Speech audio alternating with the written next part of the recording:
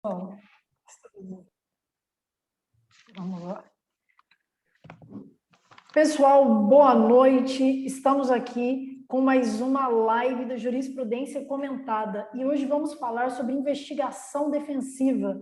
Nós aqui, Maria Gabriela, Henrique, Marcelo Savoy, Mário Sérgio de Oliveira e os nossos dois convidados especiais, que eu vou pedir licença para a leitura aqui de um breve currículo.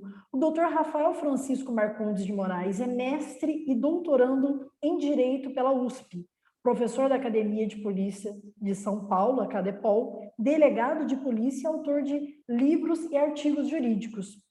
O doutor Baldan, ele é pós-doutor em Democracia e Direitos Humanos pela Faculdade de Direito da Universidade de Coimbra, doutor em Direito Penal pela Pontifícia Universidade Católica, PUC, São Paulo, mestre em Direito Penal pela Pontifícia Universidade Católica, pós-graduado em Criminologia pela Universidade de Leicester, Inglaterra, especialista em Direito Constitucional pela Universidade de Pisa, Itália, especialista em Direito Penal pela Escola Superior do Ministério Público de São Paulo, MSP-SP, pós-graduado em Direito Penal pela Universidade de Salamanca, Espanha, pós-graduado em Justiça Internacional pela Universidade Castilha da La Mancha, Espanha, diplomado por cursos de extensão em métodos legais pela Universidade de Cambridge, Inglaterra, em Direito da União Europeia pela London School of Economics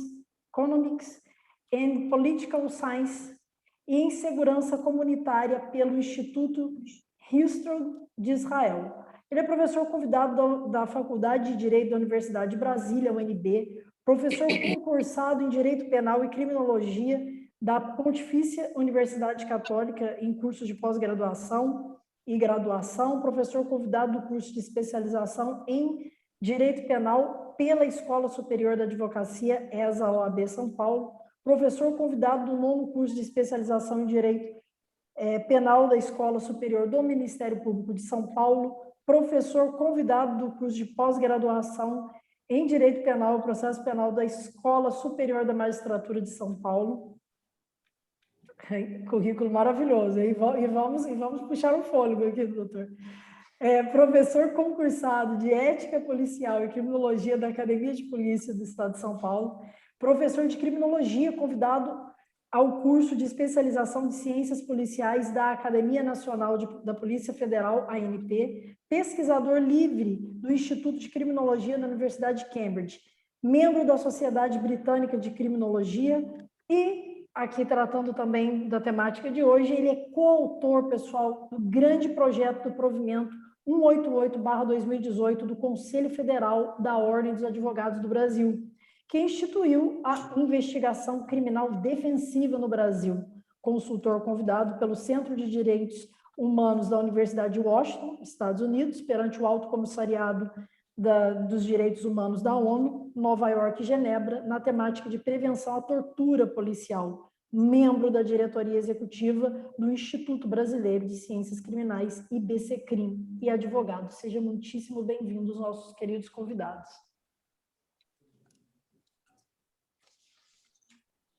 Boa noite, Gabi. Boa noite, Mário. Boa noite, Marcelo. Novamente é uma honra aqui estar com vocês. Nosso colega, já podemos até, já falando quase que um membro da Jurisprudência Comentada, o Dr. Rafael Marcondes, delegado de polícia de carreira, professor, a qual eu particularmente tenho bastante admiração pela essa visão nova da polícia. Dr. Edson Luiz Baldan, também uma honra estar aqui com o doutor, principalmente para tratar de um assunto de importância e também, quem sabe, uma nova orientação, né, das investigações. Principalmente um autor desse quilate, um autor que participou do projeto. Seja muito bem-vindo, é uma honra minha. Bom, eu vou pedir a palavra aqui em face dos colegas, e já vou aqui dar uma introdução rapidamente. Vou até passar logo já a palavra para o doutor Edson, para falar um pouco como que se deu o projeto inicial, né, desse provimento aqui da ordem. Boa noite, doutor. A palavra é toda sua. Boa Boa noite, doutor Henrique. Obrigado aí pela deferência do convite. Agradeço também ao doutor Rafael, que viabilizou aqui a nossa participação.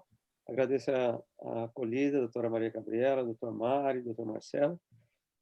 Bom, sempre é um prazer falar de um instituto que nós o temos assim como um rebento, né? Como se fosse uma criação da qual participamos desde o início. Nós vimos nascer as primeiras ideias em torno desse instituto. É claro que quando o filho é bonito, né, a paternidade aflora, né? Todo mundo quer ser pai. Mas, de verdade, nós tivemos a atenção sobre esse instituto analisando o modelo italiano, né? Então, eu estava fazendo uma viagem de pesquisa na Itália em 2004, e casualmente eu tomei contato com isso. A lei italiana era de 2000, então era algo bastante novo ali também, né? Era algo que eles estavam começando a trabalhar com. E aí eu entrei em contato com alguns autores que estavam produzindo dogmaticamente, escrevendo sobre esse assunto, e eles me indicaram um grupo de advogados italianos que estavam envolvidos na investigação defensiva trabalhando essa dogmática. Era um grupo de trabalho, né? Então, eles tinham casos reais. E eu ingressei nesse grupo de discussões, né? E permaneci por muito tempo. E quando eu voltei ao Brasil, eu publiquei ainda em 2004 o primeiro artigo, ao que eu saiba, né, no Brasil, sobre investigação defensiva, junto com o querido amigo, Dr. André Goiânia Azevedo, né? Então, nós começamos a falar disso e foi publicado pelo IBCCRIM, que abriu as portas para essa discussão, não poderia ser outro lugar, né? E nós tivemos depois a apresentação do tema no Seminário Internacional do IBCCRIM, e anualmente nós discutíamos a investigação defensiva no Laboratório de Ciências Criminais que o IBCCRIM faz, conglobando aí, né, participantes do Brasil todo. E um deles foi o Dr. Gabriel Bulhões, né, da UAB Natal, do Rio Grande do Norte. E ele, jovem advogado, ele falou, mas isso é uma ferramenta assim valiosíssima para ficar esquecida, né, ou perdida apenas aí nos desvãos dogmáticos. E aí ele me procurou, né, com a intenção de se fazer um projeto de lei ou de provimento, ou o que fosse, para apresentar à OAB Federal para que isso fosse regulamentado no Brasil. Então, a inspiração nossa foi sobre o modelo italiano, né? Um primeiro projeto, né, de provimento foi apresentado, e quando nós fomos lá defender, foi o Dr. Gabriel, lá no Conselho Federal da OAB, nas comissões de Constitucional e de Processo.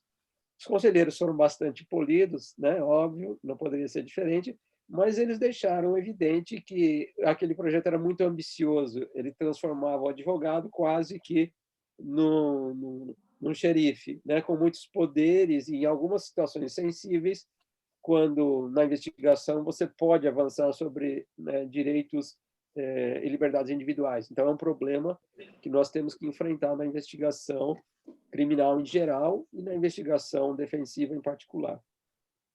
E isso estava indo para o arquivo, né? Mas nós não desistimos. Nós trabalhamos um segundo texto, mais desidratado, mais modesto, e aí voltamos ao Conselho Federal da Ordem, e esse foi entregue nas mãos do então presidente Lamáquia. E aí eu me lembro que ele disse, ao tomar aquele modelo, ele disse: "Isso daqui é ponto de honra para a advocacia criminal brasileira. Eu vou promulgá-lo." Isso foi em março de 2018.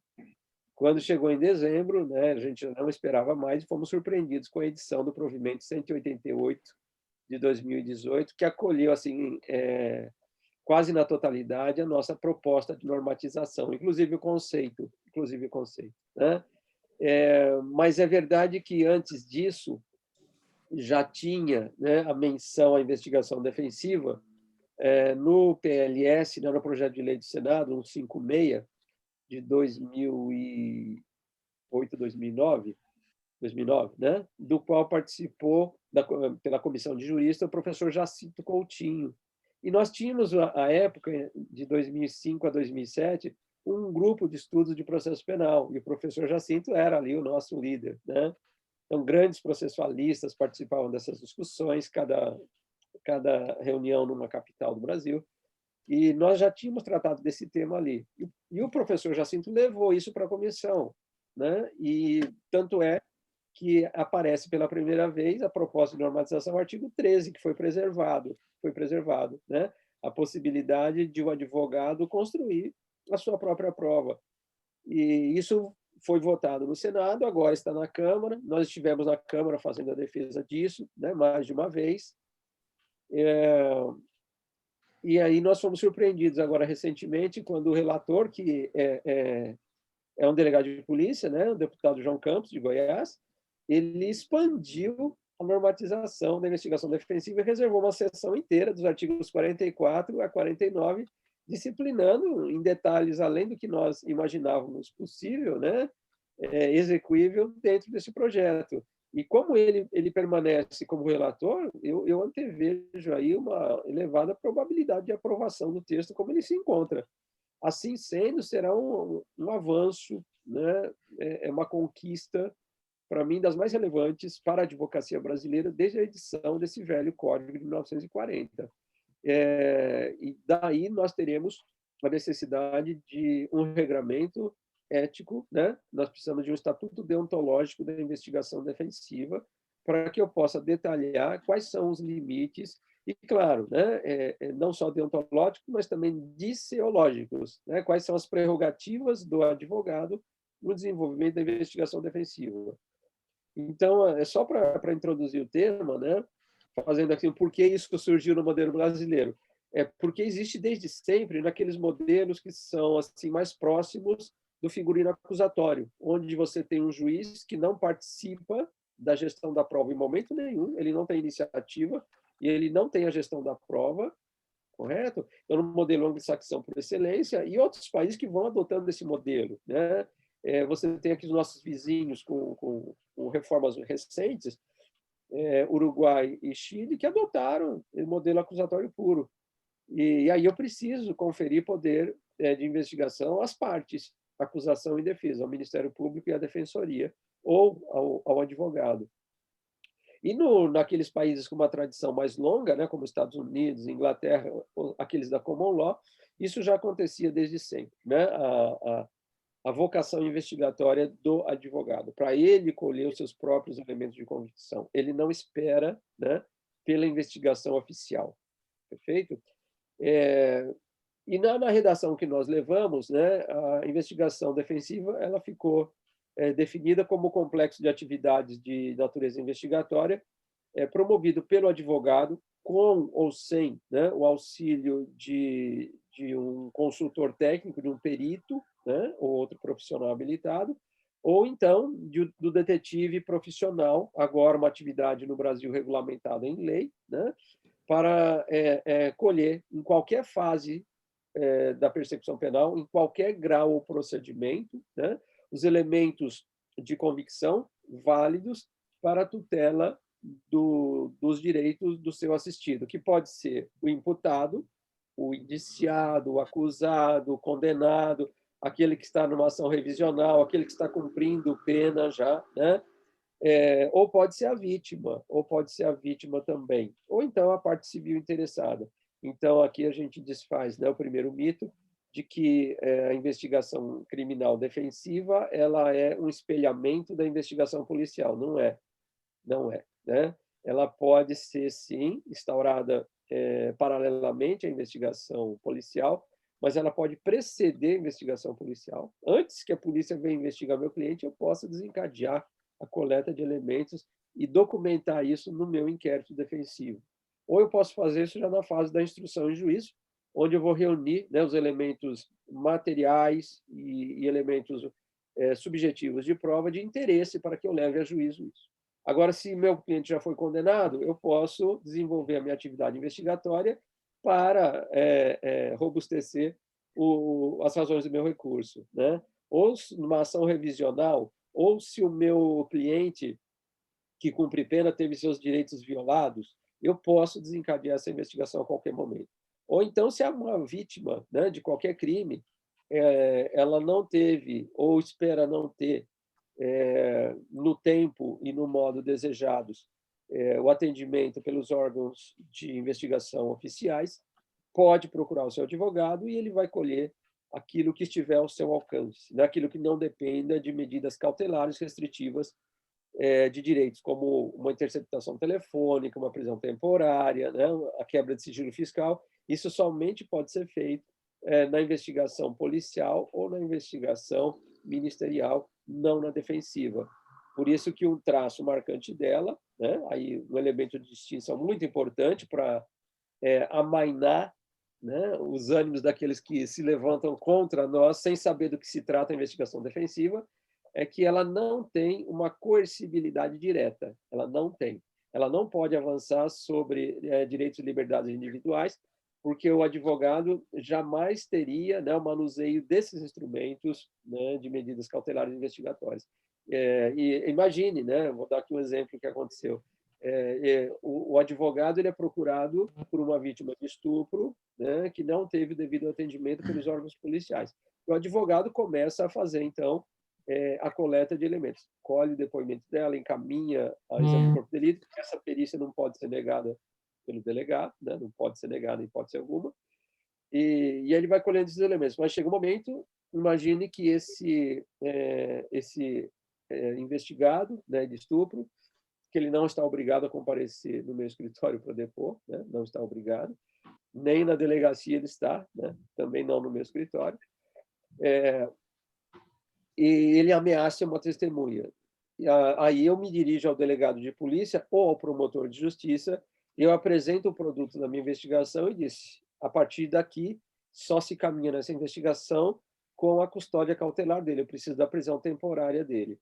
E aí eu repasso esses elementos às mãos do delegado ou do promotor, e eles é que vão pedir essas cautelares, né? Então, em algum momento, sim, a investigação defensiva ela pode ter uma coercibilidade, mas sempre imediata, indireta. Nesse momento, ela vai estar interseccionada com a ação investigatória do Estado, pela polícia ou pelo Ministério Público, e aí não há perigo, né, de uma atuação extralegal do advogado solitariamente, né, porque ele obrigatoriamente vai estar aí secundado pela atividade policial ministerial. Então, esses são assim, os dois primeiros mal entendidos que a gente tem que romper, né? Ela não é um espelhamento da investigação policial e ela não tem coercibilidade, ela não avança sobre liberdades individuais. Então, isso bastaria, né, a arrefecer os ânimos daqueles que, como eu disse, eles criticam antes de se debruçar para estudar esse novo instituto, né? Então, essa é a finalidade principal, essa visão geral que a gente tem da investigação defensiva, e obrigatoriamente ela é presidida por um advogado, ou pelo defensor público, né? Então, quem que pode investigar? Eu vou trazer aqui as palavras do Supremo, que eu não concordava, mas o Supremo disse, a questão vencida, né? Pode investigar, está implicitamente legitimado, né, a investigação, aquele que tem atribuição legal para promover a ação penal. Quem são esses? O Ministério Público, né? O Ministério Público, ele é o titular preferencial da ação penal pública, preferencial porque ele não é exclusivo, porque se ele não promove a ação penal no tempo devido, então nasce, né, a vítima, através do seu advogado, o direito ao exercício da queixa subsidiária da denúncia, não é isso? E mais que isso, o advogado, eu sempre digo, ele promove a ação penal mais, numa amplitude maior do que o membro do Ministério Público, porque ele promove tanto a pública, né, através da queixa subsidiária, quanto a privada propriamente dita. E essa o Ministério Público nunca vai, né, manejar. Então, se o Supremo disse, né, quem pode o mais que é acusar, pode o menos que é investigar. Eles aqui você vê isso muito transparente no voto, né, do ministro Celso de Mello, né, no recurso extraordinário no 593727, quando foi de 2015, né, 2015, então isso já tem aí algum tempo, né, mais de 6 anos, quando ele diz expressamente isso, né? Ele enxerga uma relação de mínus a plus, que eu, sinceramente, não enxergo, né? Mas vamos adotar o entendimento da Suprema Corte.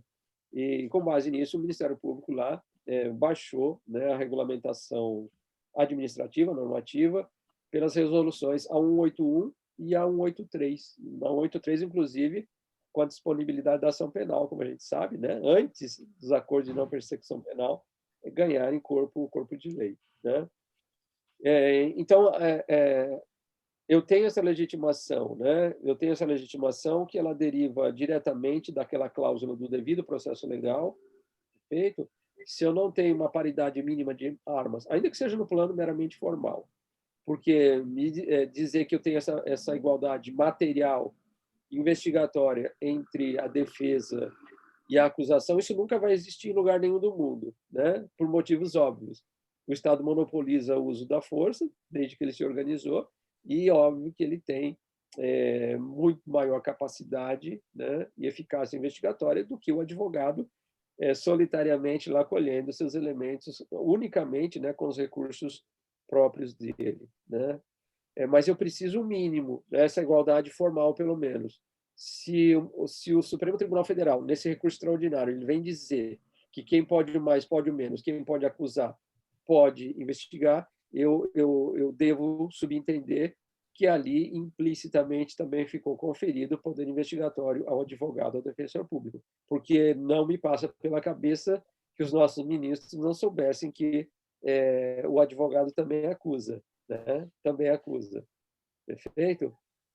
A outra coisa que se disse nesse julgado, que eu acho muito importante para a nossa discussão, é que investigação criminal nunca foi exclusividade da Polícia Judiciária, coisa que eu, como fui delegado por 20 anos, sempre defendi. O Rafael, com certeza, já teve essa fase também, né? Que é a exclusividade e monopólio da Polícia Judiciária. Que quando você lê o artigo 144, né? Exceto as infrações penais militares, é Polícia Judiciária dos Estados ou da União. Me parece assim uma equação muito, muito simplória, né? Muito simples e que traria uma segurança jurídica enorme se ela fosse obedecida, mas não é. Mas não é. Mas também o ministro Celso de Mello, ele diz ali, você tinha já, né, desde a década de 50, a autorização para a investigação privada, aquela que é levada a cabo pelo detetive profissional, detetive particular, né? O nome correto é detetive profissional. E nós tivemos, né, a regulamentação, foi uma coincidência apenas, né, quando se atribuiu a possibilidade do exercício da investigação criminal, inclusive criminal privada, a esse detetive. Então, nós temos uma lei que é de 2017. Então, aconteceu, né, assim, progressivamente. Em 2015, poder investigatório ministerial. Em 2017, né, renovando a norma, a investigação criminal privada pelo detetive particular.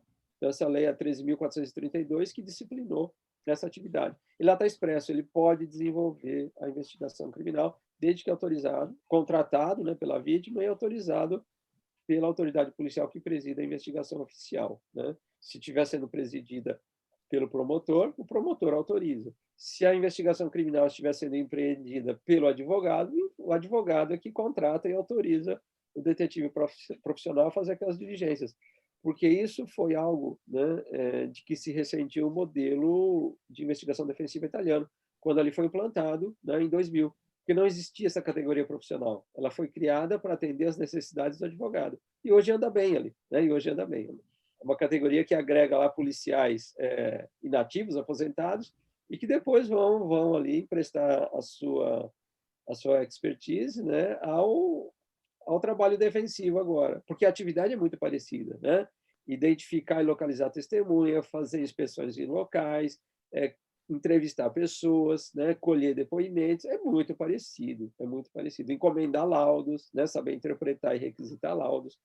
Então, hoje, e aqui eu faço, né, a primeira pausa, hoje, no Brasil, não faz mais sentido em falar no inquérito policial como sinônimo de investigação criminal.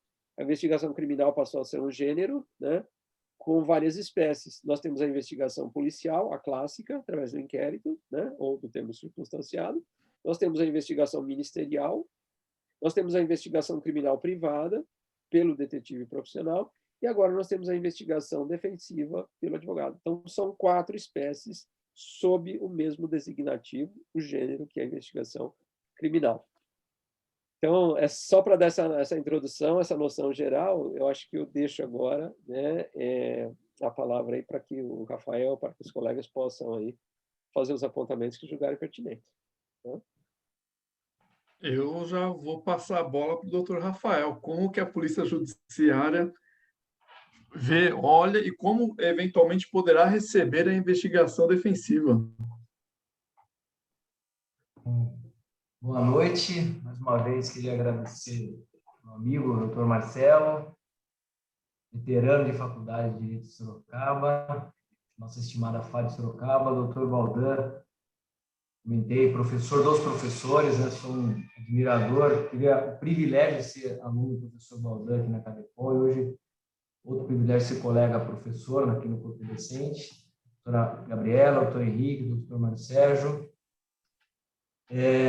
Olha, Henrique, para ser muito franco, assim, primeiro, tenho que agradecer ao professor Baldan por essa aula, né? Só essa exposição, como é bacana a gente ver a dedicação e depois esse resultado, independentemente de eventuais discordâncias.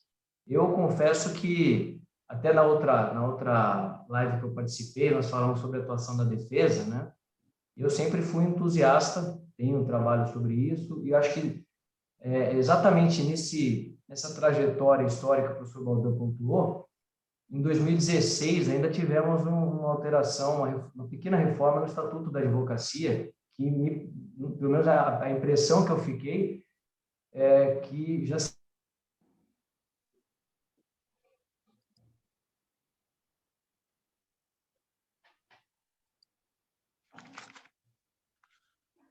que entendeu pela legitimidade da investigação criminal. Não sei, vocês estão me ouvindo, gente? Apareceu umas mensagens aqui, tá ok? Então, eu percebo, acho que essa live é bacana por isso, o professor Baldan expondo dessa maneira, auxilia muito na compreensão. A gente ainda observa uma certa, não digo nem resistência, mas uma falta de compreensão melhor, que a percepção que eu tenho, né, da investigação pela defesa, seja o advogado ou mesmo o defensor público, ela tem algumas características mais peculiares e a sensação, pelo menos a percepção, é de que ela não se sobrepõe à investigação da polícia. É diferente nesse sentido da investigação pela acusação, né? Porque o Ministério Público, e uma das grandes críticas lançadas é essa, uma certa sobreposição. Se a gente for pensar em termos de poder público, são agências, são instituições que, pela Constituição, a repartição é muito clara, mas que, por esse entendimento, acabou causando uma certa anarquia funcional. E eu não vejo a investigação defensiva, pelo menos nesse formato que o Dr. Baldan nos expõe, como uma concorrência, uma sobreposição, ainda que na realização por um órgão do Estado, por uma instituição do Estado, que seja a Defensoria Pública, que tem essa função de defesa técnica e que, em tese, também pode realizar a investigação defensiva criminal diretamente. Eu pessoalmente, enxergo com essa visão por hora, né, e tento expor para os colegas delegados ou alunos e professores que seja, que não me parece concorrer, como alguns, o professor Baldan pontuou muito bem, essa visão inicial, né, um certo preconceito, mas vai mais um investigando, e porque o pessoal tende a encarar com a mesma percepção, com o mesmo formato que se vê com o Ministério Público, e aí sim acabou, isso é inegável, né, uma certa crise uma disputa institucional, apesar do Ministério Público, na sua investigação, ser totalmente seletiva, né? Ela não tem a dimensão e muito menos o volume de demandas que tem as instituições de polícia judiciária, que, pelo recorte constitucional, repito, tem a atribuição da realização da investigação oficial pelo poder público. Então, a primeira impressão que a gente tem, mas acho que o tema ainda carece de um debate, e talvez agora com essa nova inserção no substitutivo do novo Código de Processo Penal, ele entrou em evidência de novo. Então, eventos como esse acho que são muito importantes para fomentarmos o debate e buscarmos aí balizas da instituição, do Instituto de Investigação Defensiva. Professor Baldão, eu li um artigo na internet em que fala ali que nos países de cultura civil law, o único país que adota a investigação defensiva seria a Itália. Está correta essa informação, doutor? Não, não está correta, não. Não está correta porque aqui na América Latina você tem... Todos os países têm códigos de processo penal mais modernos que o nosso, né? Aliás, eu sempre cito isso para que a gente se sinta um pouco envergonhado. Das 3 Américas, o Brasil é o único país que não tem um código de processo penal que tenha sido votado por um parlamento livre, né? Ele é um decreto-lei outorgado pela ditadura getulista. Então, é um modelo atrasado, né? Com aquele ranço fascista, né? Porque foi da pena de Rocco que brotou esse modelo. Então, quando você pega aqui países que conheceram o modelo acusatório como reforma, e são países assim que são muito próximos à nossa cultura e são civil law, né? Então, eu citei para você aqui o Uruguai, estou falando países em que eu fui, né? Que a gente foi lá ver o modelo funcionando na prática, no Uruguai e no Chile. São reformas relativamente recentes. E, claro, né, a gente também teve estudando os modelos na Inglaterra, nos Estados Unidos e na Itália. Mas eu tive aqui um encontro com advogados, né, da América Latina, e eles falaram: a gente já usa isso, né? Tinha um advogado do Peru que estava me falando isso, né? E agora a gente mantém contato, e para eles é uma atividade absolutamente normal. Então, você pega países aqui que não são potências econômicas, mas são melhores do ponto de vista da normativa processual penal do que nós. Então, você pega Nicarágua, já reformou, você pega Costa Rica, México, né? São países que fizeram essa reforma, e quando você implanta o sistema acusatório, obrigatoriamente você tem que dar liberdade investigatória para o advogado. O que pode acontecer é o que está ocorrendo no Brasil, uma certa timidez, uma certa retração do advogado para desembanhar, né, essa nova arma e passar a usá-la. Então, eu já tive casos em que eu cheguei a sugerir ao colega, falar: isso é um caso claro, você está tendo cerceamento de diligências requeridas pelo delegado, né? Ele está empregando o artigo 14, não funcionou. Se quiser, é óbvio, pessoal, a gente tem que ter muito claro, né? Uma preocupação muito grande do Conselho Federal foi esse: vem a investigação defensiva como um instrumento a mais de trabalho para o advogado, então ele não vem para cercear nada.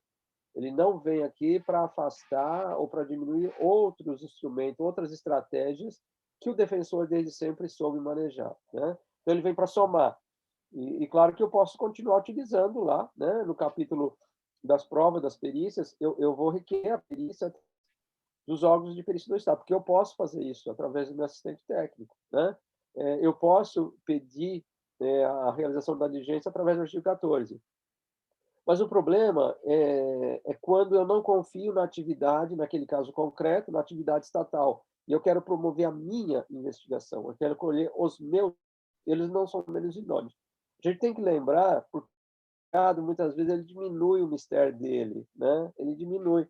Eu estava conversando com os advogados lá no Rio, e falaram: a gente vai no cartório, né? E a gente faz lá uma ata notarial, a gente faz uma declaração pública. Eu falei: não, você vai fazer isso no seu escritório, você vai colher o depoimento.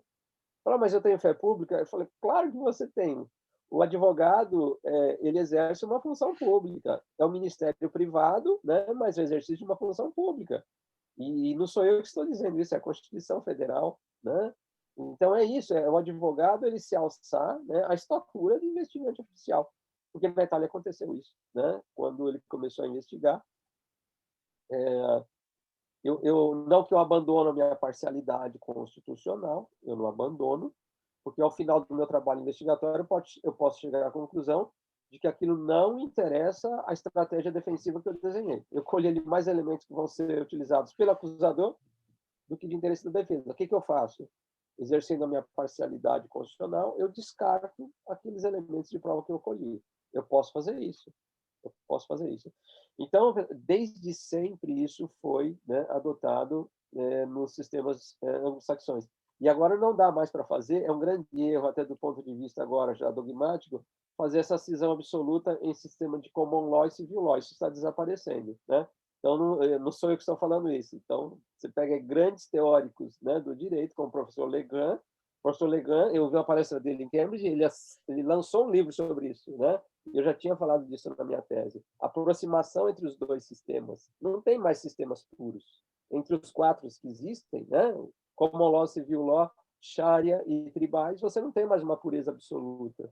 Perfeito? Então, você vai na Inglaterra, por exemplo, né? Da década de 70 para cá, você teve um crescendo de edições de leis. Então, eles têm leis agora passadas pelo parlamento. Ainda convivem muito com conjugados? Sim, sim. Mas já tem um vademecum lá. Você já compra um vademecum na Inglaterra. Nos Estados Unidos da América, você tem estados que são de recorte, como eles dizem, napoleônico. Nunca foram common law. Né? Nunca foram common law. Você vem para o Brasil, é civil law puro? Como você me explica a súmula vinculante, então? Como você explica que nós tenhamos, embora eu não concorde, né, a edição de tipo penal por via de norma jurisprudencial? Como você me explica que eu tenho norma permissiva, no caso da anencéfala, e eu concordo, né, por via de norma jurisprudencial também? Então, já de saída, a pergunta, a assertiva, ela não faz sentido, porque eu já não tenho mais, né, um sistema puro que eu posso chamar de civil law ou common law. Predominantemente civil law, predominantemente common law, sim. Mas essa cisão ela deixou de existir. E hoje a gente tem coisas que começamos a importar, ainda com a Lei 8.072, a traição benéfica, na extorsão mediante sequestro, e depois isso vai se alargando com a Lei 9.807, né? E isso ganha corpo maior na Lei 9.099, e agora com os acordos de não persecução. Então, você se estabelece um espaço negocial dentro do processo penal que nós não conhecíamos. De onde trouxemos isso? Do sistema da common law. Então, não é verdade nenhuma coisa nem outra, que nós temos sistemas puros, absolutamente cindidos, e que isso só exista no civil law. Mas, e eu também não vejo isso como um argumento válido, né? Porque, né? É a mesma coisa, olha, só tem vacina contra a Covid nos países de língua inglesa. Eu falei, e daí? Porque eu que falo português não posso ser vacinado, né? É um argumento que embute uma falácia, né? Dá a impressão que eu não posso ter investigação defensiva porque os países de civil law são mais tímidos para investigação. Porque sempre você vai encontrar aqui um juiz com uma veia inquisitória muito grande. Não precisa, obviamente, ir ao extremo, né, de encilhar o Ministério Público, né, e dirigir a atividade investigatória e persecutória e acusatória para depois ir lá e julgar aquilo que ele mesmo construiu lá no processo. Não precisa ser isso. Mas você tem traços de inquisitividade dentro do nosso Código de Processo Penal. E eu acho que, antes de mais nada, a investigação defensiva ela é um brado contra isso, né? Contra essa tentativa que se assistiu agora.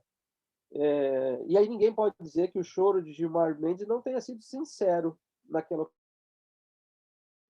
Qual foi a persistência daquele defensor, que sempre encontrou as portas fechadas lá na vara de Curitiba, né? Sempre. A gente ia, a audiência pública, você assistia, né? A maneira como era desdenhado, como os argumentos da defesa eram desconsiderados, como ele era tratado pelo juiz inquisidor. E aí desmoronou, né? Construiu um castelo de areia, desmoronou tudo. A gente sabia que isso ia acontecer mais cedo ou mais tarde, mas não com essa contundência. Então, quando a gente analisa o nascimento da investigação criminal defensiva brasileira, até nisso ela se parece, né, com a gênese da investigação defensiva italiana. Porque lá, eu estou dizendo que a lei, né, a lei 397 é de 2000, mas havia uma anterior, né, que não funcionou por falta de detalhamento da atividade investigatória do advogado, mas isso surge em que momento na Itália? Quando você tem lá os estertores da Operação Mãos Limpas. A Lava Jato foi uma cópia daquilo. E lá também o advogado ficou apequenado, ele sentiu isso na pele. Então, aquilo não foi um presente dado ao advogado italiano, isso foi batalha do advogado criminal, que, através da união das câmeras penais italianas, né, a UAP italiana, eles foram à luta e eles exigiram, falaram, basta disso, né? A gente é uma figura ilustrativa nessas investigações, nesses maxi-processos, porque, materialmente, a gente não tem aqui mecanismos, né? A gente não tem instrumentos para a defesa efetiva dos interesses dos nossos assistidos, não havia mesmo. E eu preciso ter independência da coleta de elementos de convicção na fase, né, preparatória, né? E por isso que no Brasil, né, nós tivemos essa surpresa quando de um artigo nós passamos agora a ter uma sessão inteira, porque já se percebeu isso. Eu não posso, né, eu não posso desequilibrar a balança do devido processo legal a esse ponto, né, a esse ponto. Minimamente eu tenho que assegurar isso.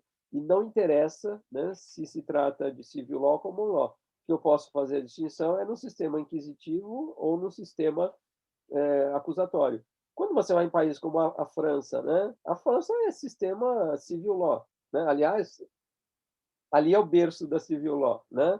A codificação no mundo vai surgir a partir da codificação napoleônica, né? Vai nos legar esse modelo.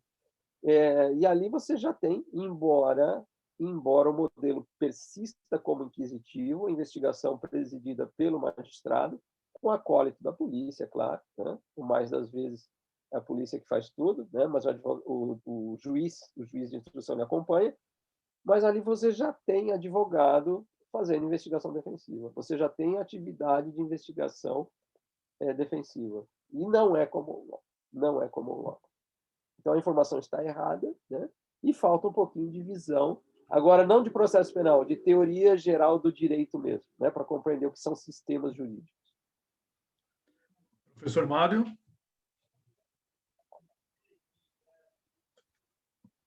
Sou, Mário.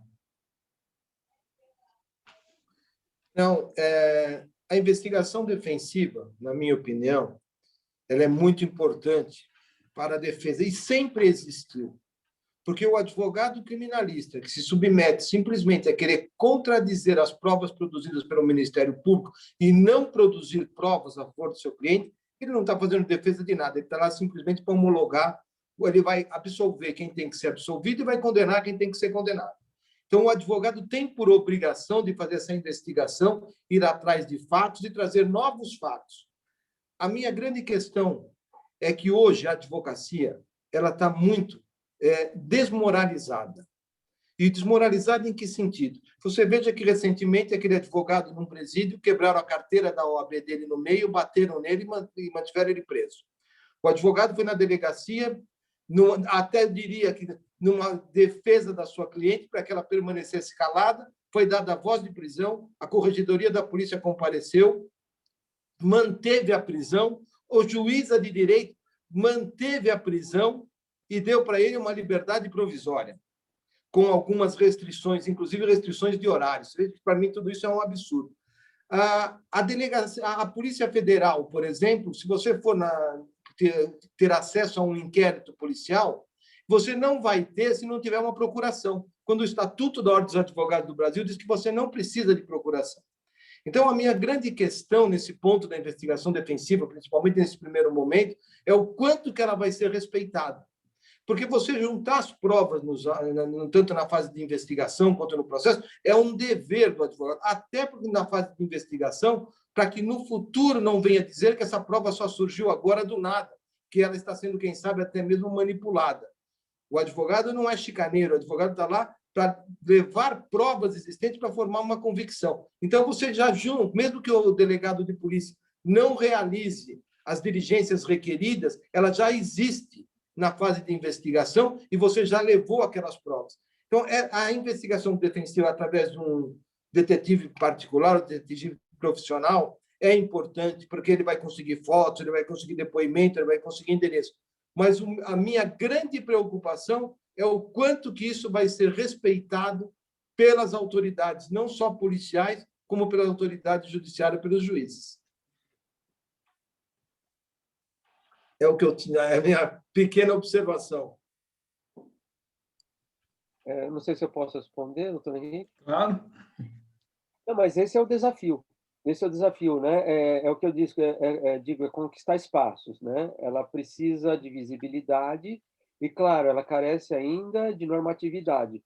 Mas com o que nós temos hoje, agora o TRF4 acabou, né, de reconhecer a legitimidade da atuação defensiva, né, no que toca à investigação pelo advogado. Então, eu acho que isso é muito promissor, pelo que nós temos visto, né? Pelo que nós temos visto. Outro dia eu falava aqui acho que foi na OAB de subseção de Jabaquara, e aí lá um rapaz de um escritório me procurou, né? Acho que ele é estagiário, hein? E ele disse que ele estava investigando em favor da vítima, um abuso de autoridade policial. E aí ele precisava da escala de trabalho dos policiais naquela noite para fazer a demonstração, né, da autoria daquele abuso. E aí o comandante militar negou, falou, não vou dar, porque é um estranhamento ainda, né? É um estranhamento ainda. E aí ele foi a juízo. Ele foi a juízo e requereu, nem foi nem mandado de segurança, ele requereu ao juiz que requisitasse ao comandante militar. E aí o juiz, ele falou, olha, o advogado está aqui agindo, né, no interesse do seu assistido e com base numa norma que é do Conselho Federal da Advocacia, né, que disciplina a atuação dos advogados. Então, é legítimo o pleito dele, e foi o mesmo argumento que o TRF4 utilizou. A gente até, no grupo que a gente discute isso, né, com o doutor Rafael que participa, a gente circulou essa porque é muito promissor. A gente não teve aí problemas. Que vai encontrar estranhamento por parte de alguns delegados, de alguns promotores, juízes, sim. Mas é mais por desconhecimento do que por enxergar nisso uma atividade nociva, porque eles não conhecem. Não conhecem. Então, eu acho que nós estamos nessa fase, né, de conquistar o reconhecimento do Instituto. E aí, o quanto possível, né, errar muito pouco. Então, a gente tem que ter os limites éticos da atuação investigatória. Sim. Eu não posso inquirir a testemunha já inquirida na polícia, né? Não posso. A vítima já prestou o depoimento na delegacia. Eu não posso inquirir a vítima no meu escritório, não vai fazer isso, né? Muito menos, né? Estou falando do modelo italiano em que atravessa laudo falso. A Corte de Cassação de Turino, né? De Turim, disse que o advogado, ao investigar, ele se investe na condição de funcionário público, então ele está obrigado com a verdade. Eu repito, ele não perde a parcialidade. Então, eu posso encomendar um laudo pericial, é prova material objetiva, eu não tenho como torcer a verdade, né? E se aquele laudo balístico vier positivo, por exemplo, eu não vou apresentar isso para a polícia, ela que investigue. E eu descarto isso. Você pode descartar, o que você não pode, obviamente, né? Porque é típico, né? É encartar uma prova falsa. Então, eu acho que caminhando com cuidado, né, com discrição, e não com a timidez, como que estamos caminhando há 3 anos. Né? O advogado ainda tem muito receio, porque me parece que já houve ações, né, como instalação de inquérito por parte de delegados que se viram afrontados, né, usurpados na sua função investigatória. Acho que quando eles perceberem que não é nada disso e quando os tribunais passarem a reconhecer isso de forma mais tranquila, de forma mais ampla, eu acho que aí nós temos o caminho plano, né? E se vier a regulamentação no Código de Processo Penal, aí acabou, né? Porque num país que ainda se nega, eu estava lendo um julgado, onde está escrito o princípio da insignificância, né? Perguntava o magistrado ou deixar de reconhecê-lo. Falei, se é princípio, não precisa estar escrito em lugar nenhum, meu Deus do céu, né? Mas é essa mentalidade engessada, né, da tradição romana mesmo, da lex, né, da civil law, que faz com que muitos não reconheçam aquilo que não está num texto de lei, né, de lei em sentido assim. Mas virá, eu creio que virá, de maneira mais ou menos ampla, mas virá.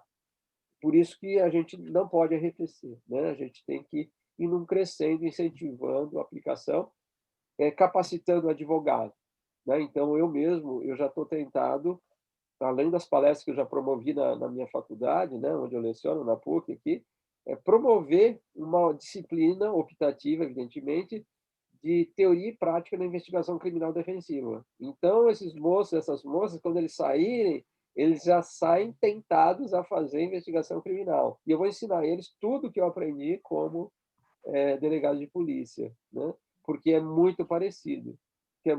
Só não vão fazer prisão, né? Só não vão fazer prisão. O advogado não vai se converter num xerife, como eu disse.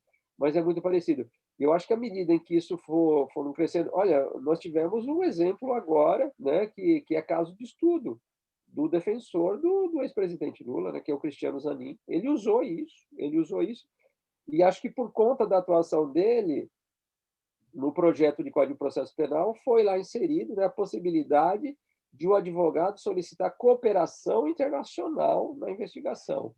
A gente nem imaginava, eu não tinha vislumbrado esse alcance da investigação, e foi.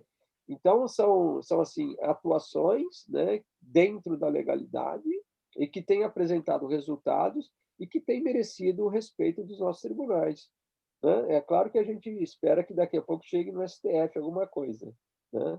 Mas é isso, doutor Mário, eu acho que é um caminho, né? A gente está ainda no processo de construção da investigação. Então, esses Não, temores, eles são fundados.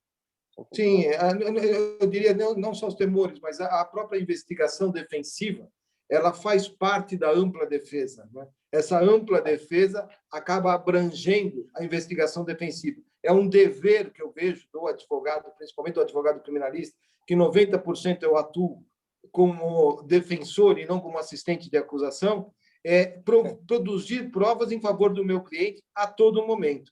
Então, com investigação, você vê, até falando sobre esse requerimento que foi feito por esse aluno estagiário do professor. Eu tive um caso de um rapaz que foi abordado pelo policial militar que disse que ele passou por sinal vermelho na avenida na Rua Domingos de Moraes, inteirinha, e que aí foi parado e que ele xingou os policiais e foi agredido. E eu fiz um requerimento que fosse pegar as câmeras de filmagem dos semáforos para ver se em algum semáforo ele foi multado por passar um farol vermelho, e não foi em nenhum. Então, você começa a desmontar que aquela tese de que ele teria sido abordado porque passou em farol vermelho é mentira.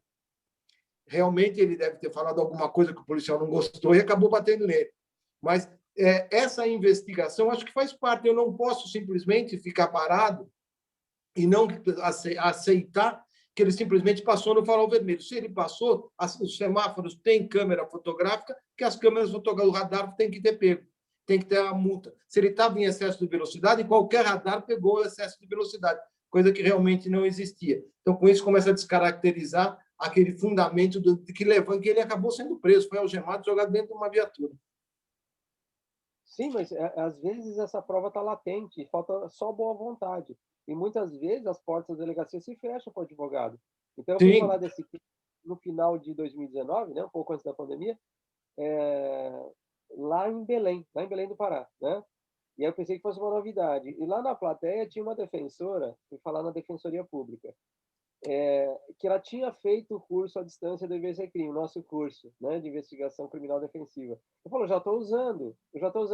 Teve um caso em que o meu cliente foi preso em flagrante por tráfico, e eu fui até o delegado e disse, não, ele é usuário, ele comprou essa porção de droga para ele usar. Eu tenho aqui as comunicações de WhatsApp entre ele e o vendedor, está aqui, ó. Aí ele falou, não, eu já relatei o inquérito, eu não quero mais saber. Isso a senhora apresenta, mas não deveria ser, meu Deus do céu. O cliente está preso, né? O delegado teria o prazo ainda para relatório. Então, ela fez lá a documentação e levou. E quantas vezes, eu estou documentando isso, né? E quantas vezes nós temos visto com uma frequência cada vez maior casos de reconhecimento indevido. Então, no Brasil, basta ser negro para ser suspeito. Né? É um passo para a condenação. É isso, é uma polícia monocromática e uma justiça idem. Então, quantos casos nós tivemos aqui nos últimos tempos em que a família fala, mas eles não poderiam ter praticado esse roubo porque eles estavam em outro local, tem câmera de vigilância, né? E aí a família aflita vai até a vítima do roubo e a vítima admite para a família, olha, acho que eu me enganei. Então, teve um caso aqui, mais recente, que a própria vítima do roubo, ela fez uma declaração de punho dizendo, eu fiz o reconhecimento por equívoco, eu não tenho certeza que ele era o assaltante. Mas isso não era para ter sido feito pela família da vítima e escrito no papel de pão. Isso era para estar sendo documentado no escritório do advogado. Porque aquele argumento, né, de que, olha, eu vou elitizar a investigação, esse é o argumento mais obtuso que tem, né? Falar, então, isso é para rico, é um desconhecimento. quanto que custa 1 hora de trabalho do advogado para ele colher o depoimento de uma testemunha? Quanto custa isso? Traduza isso em reais, né? E tem outra coisa, pessoal, tem outra coisa. Juridicamente, a assistência jurídica e judiciária aos hipossuficientes é incumbência da Defensoria Pública. A Defensoria Pública tem que começar a correr a partir de agora, né, para normatizar isso internamente, para estruturar órgãos de investigação próprios. Então, lá no Chile, onde a gente visitou, tem 2 torres lá no Palácio da Justiça. Uma torre do Ministério Público, uma do mesmo tamanho da Defensoria Pública, porque lá eles fazem 70% das defesas, né? Lá pode até pagar o defensor, quem pode paga, né? Então, eles têm até serviço de proteção à testemunha. Se a testemunha de defesa, quem protege é a defensoria. A gente vai chegar nisso ainda, né? E a gente tem conversado com as defensorias também, né? E tentado alertar para isso. Tem um argumento que não convence. É óbvio que o desejável, né, é que todos os imputados tivessem acesso pleno ao defensor na fase da investigação, na fase do processo, na fase de recursão, na fase de execução, quando é abandonado, né? Mas, se isso não acontece, eu não vou igualar por baixo, eu não vou tirar a boa defesa de quem tem a ela acesso, porque o Ministério Público está presente em todos os casos, ele está presente em todos os casos. Então, é um argumento obtuso, a gente não pode cair nessas provocações, né? Falei muito já, né? Marcelo?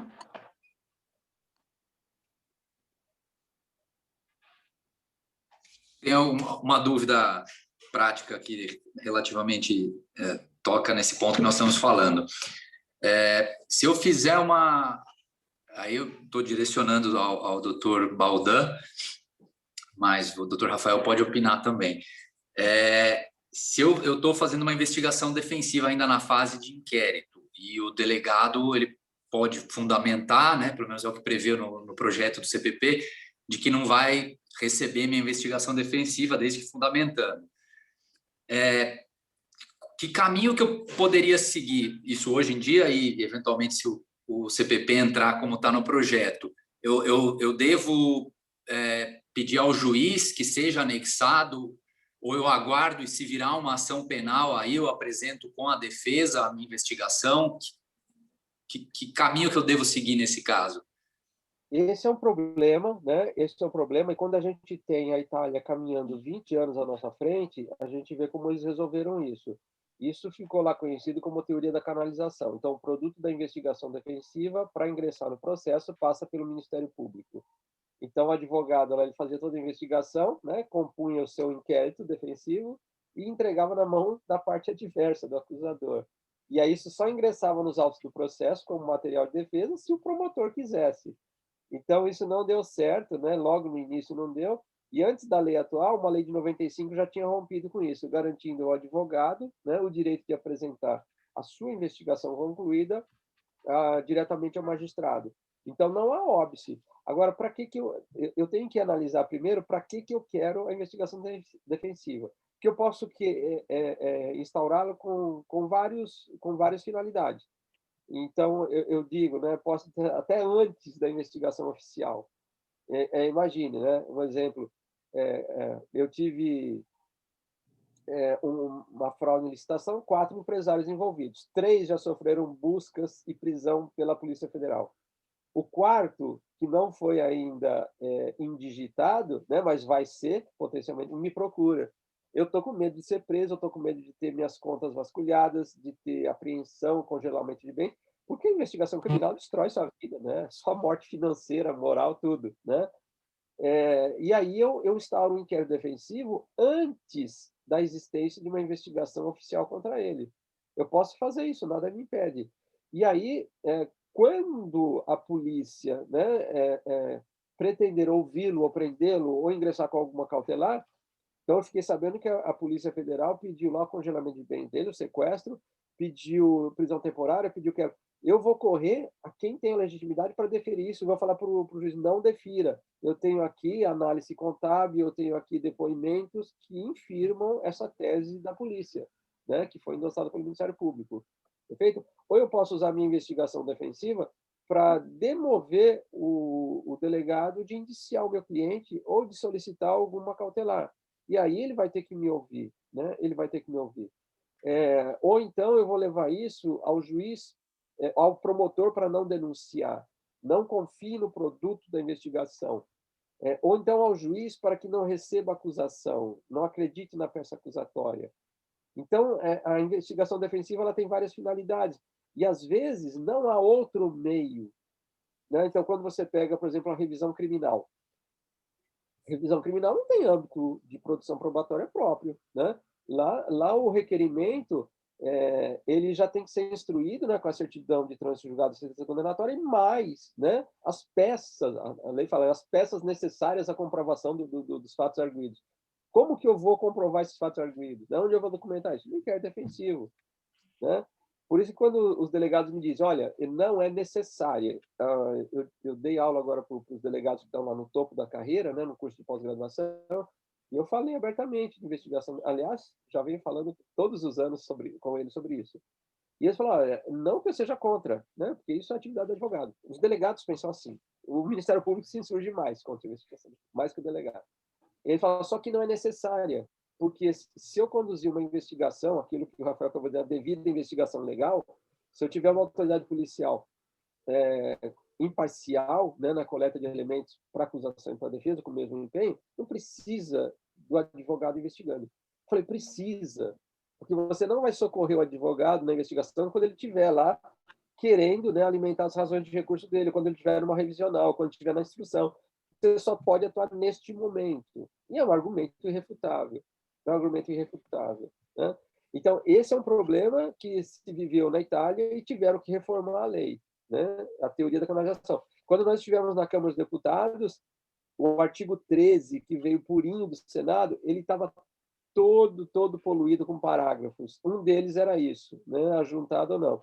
Agora, se você for ler o 44 e 49, lá fica evidente que pode ser apresentado sem essa canalização pelo delegado, né? Uma utilidade da investigação defensiva, né, assim, ela avulta de importância se a gente tivesse entendido o artigo 396, se ele não tivesse sido adulterado, porque eu fiz questão de pesquisar isso, né? Quando a professora Ada, ela participa, né? Ela coordena a comissão que apresentou aquelas reformas pontuais em 2008, ela traz lá no artigo 396, né? No procedimento ordinário e sumário, que oferecida a denúncia ou a queixa, né? O juiz, se não rejeitar liminarmente, recebê-la. Não, ela não quis falar isso. Ela não quis falar isso. Ela quis copiar o modelo italiano, né? No modelo italiano, o que acontece? Terminou a investigação do Ministério Público ou do Ministério Público junto com a polícia, o MP expede o aviso de conclusão da investigação em favor do investigado, do imputado. E aí ele tem 20 dias para poder responder ao conteúdo da investigação. Porque quando o Ministério Público emite esse aviso de conclusão, é porque a denúncia já está pronta. A denúncia já está pronta. Porque se não é isso, ele não emite o aviso, ele pede o arquivamento, né? Então, o advogado, se ele já tem, né, uma investigação defensiva madura, ele vai apresentar isso ao magistrado. Então, o magistrado italiano, quando ele recebe a denúncia, ou no momento de aquilatar o recebimento ou não, ele tem duas investigações, ele tem dois inquéritos, uma ministerial e uma defensiva. Então, não preciso passar pelo crivo do Ministério Público. E, aliás, como advogado, eu tenho a confidencialidade que rege a minha atuação profissional. Eu não posso fazer a abertura, né, o disclosure disso para ninguém. Somente quando isso for juntado aos autos do processo é que será possível, então, a acusação do Ministério Público, o delegado, quem for, tomar conhecimento. Então, se o meu cliente não me autoriza a abrir esses elementos para o delegado, para o promotor, eu não posso fazer, né? Eu tenho um óbice aí que é profissional, né? Eu não posso abrir isso. Obrigatoriamente, quando houver lá o recebimento da denúncia, aí sim, aí tem a revelação de tudo para todas as partes. Acontece que o 396 ela ficou corrompido, né? Então o juiz recebelar a mesóclise da discórdia, né? Na verdade, e aí 399 ele recebe de novo a denúncia, né? Na verdade, a professorada, como ela assim grande cultora, né, do direito processual penal italiano, o que ela queria era copiar o 415 bis do Código Penal italiano. E olha que isso não é estranho a nós, não é estranho a nós, porque quando você tem lá os crimes praticados pelo funcionário, os crimes funcionais, o que está escrito lá no 517? Eu sempre cito isso, né? Essa foi a intenção da professorada, estender essa fase intermediária de admissibilidade da acusação para todos os ritos, né? Não somente os funcionais.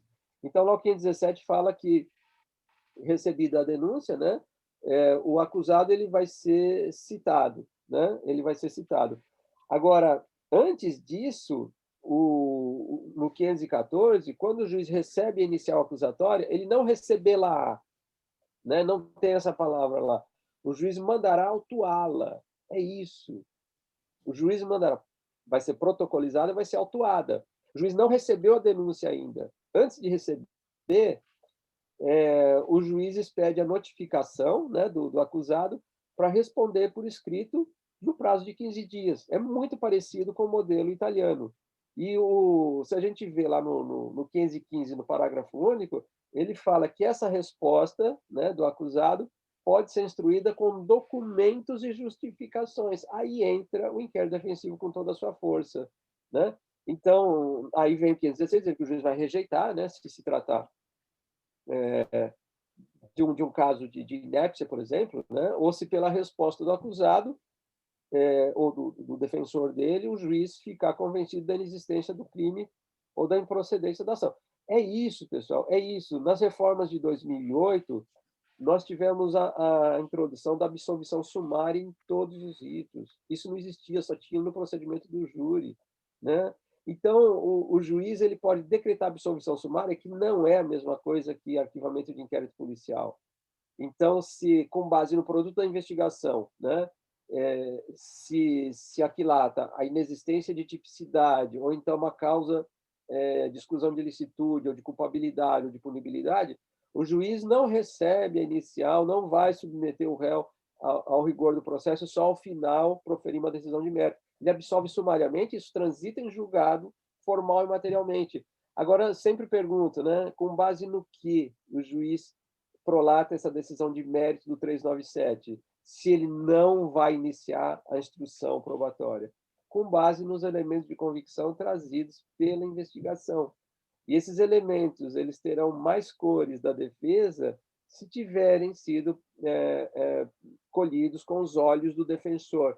Se não, o Ministério Público, a polícia, né, talvez até inconscientemente, faz uma coleta seletiva. E não pode ser. Não pode ser. A investigação defensiva pode ser seletiva. Eu não sei se o senhor concorda comigo, professor, mas o grande erro, na minha opinião, é que exatamente nesse fato de receber a denúncia e citar o réu, porque o 395 e 397 são muito semelhantes. Então, se pegar a condição de rejeição da denúncia e da absolvição sumária, é muito parecida. Então, o que ele alega?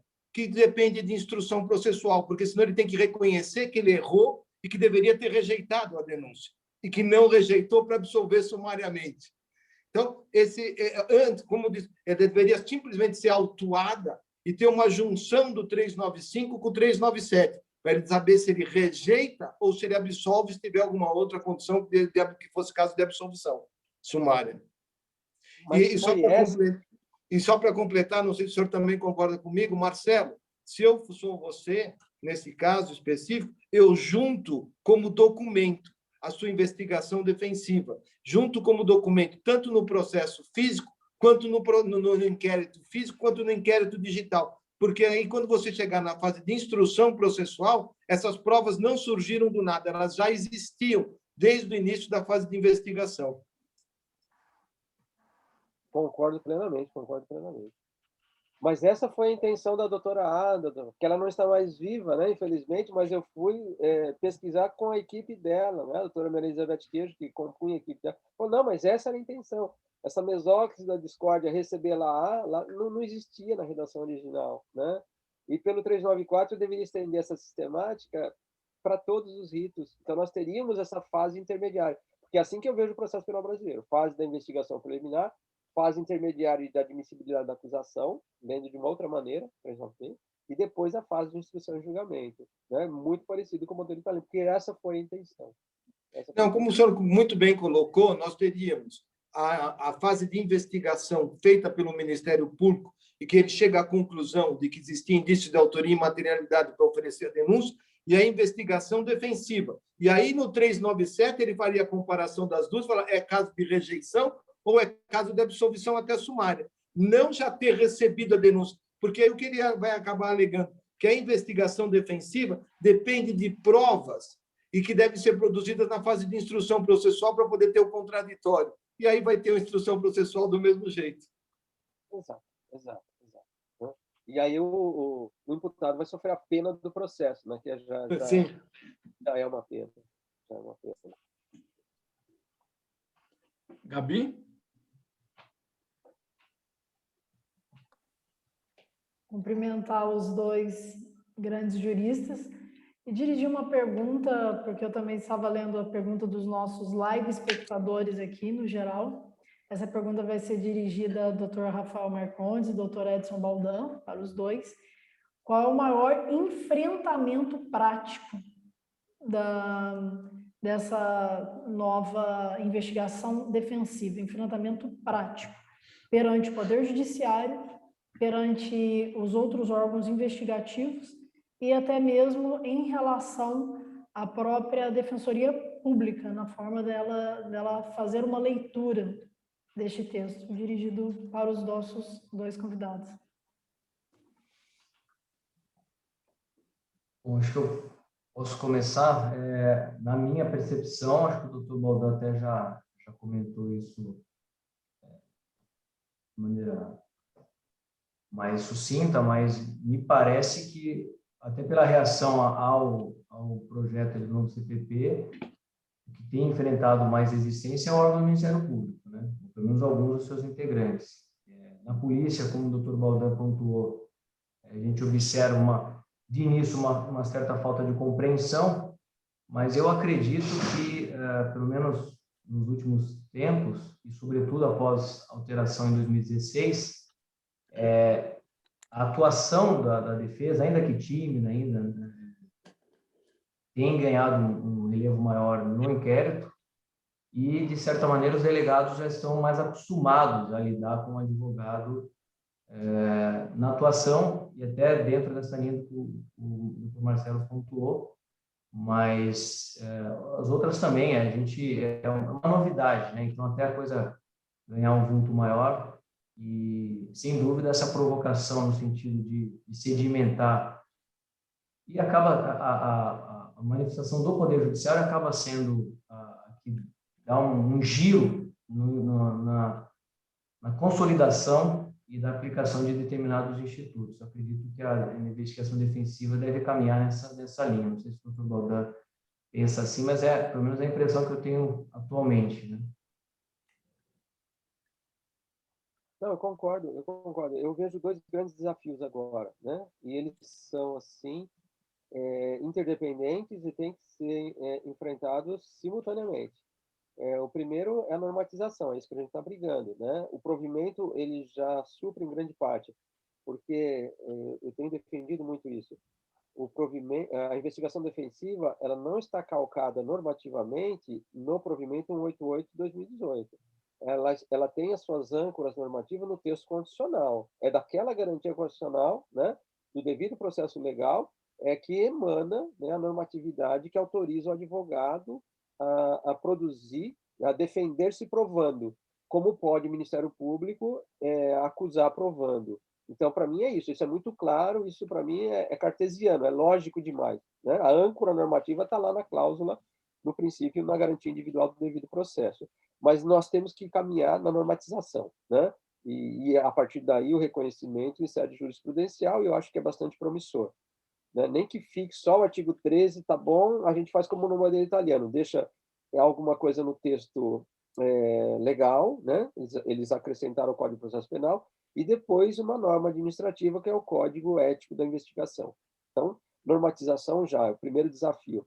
O segundo é a capacitação profissional do advogado para lhe dar segurança para que ele exercite isoladamente a investigação defensiva, porque os novos advogados vão ter essa dificuldade, né? Isso pode retrair, inclusive, a atuação deles e fazer com que o instrumento, esse novo ferramental de trabalho, não seja manuseado com segurança, com frequência.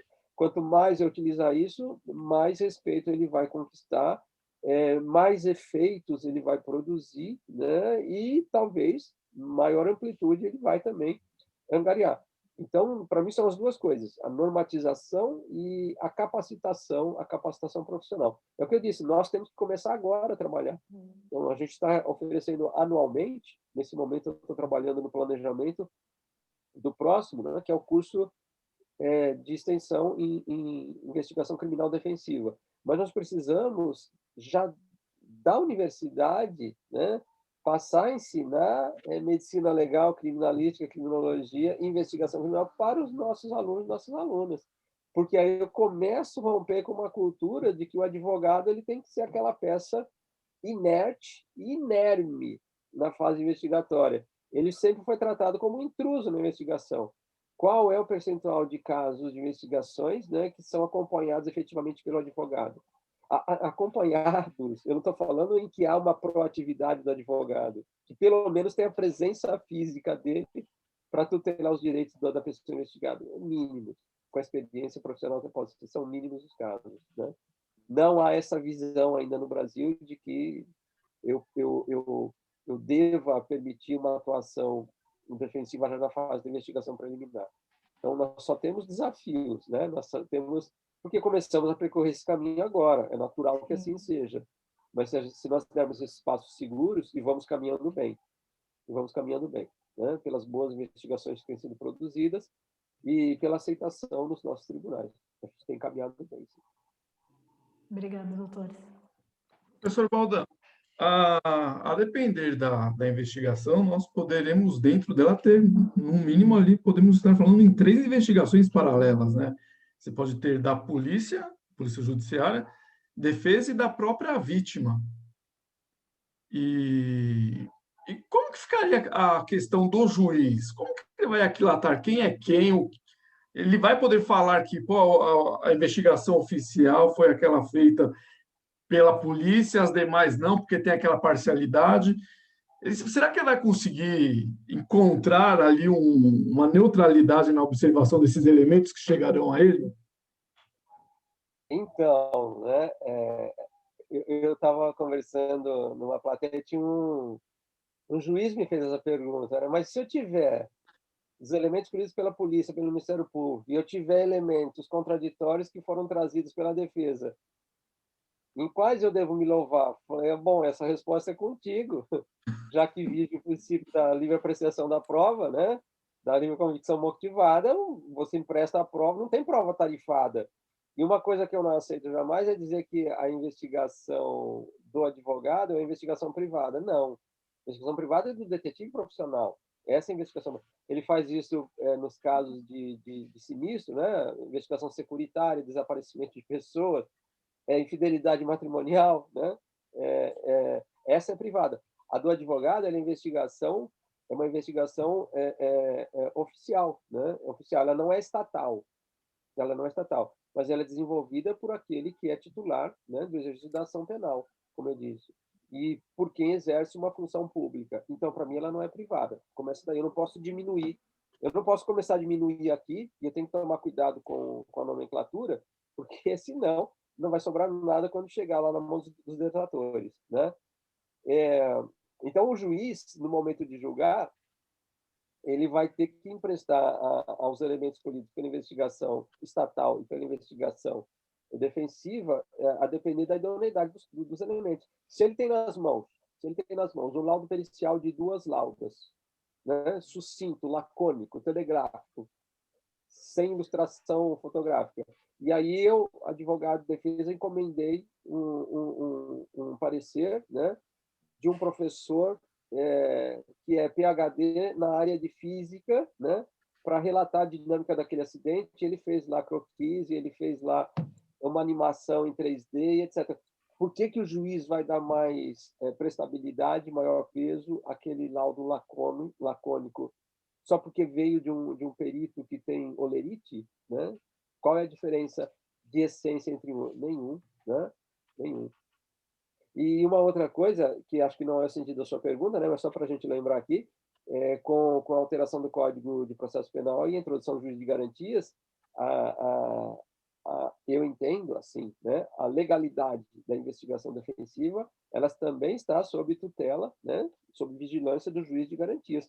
O artigo 3º-B lá, né, que foi acrescido, ele diz expressamente isso, que o juiz de garantias ele é responsável pelo controle da investigação criminal, né? Ponto. Investigação criminal. Nós temos 4 agora, né?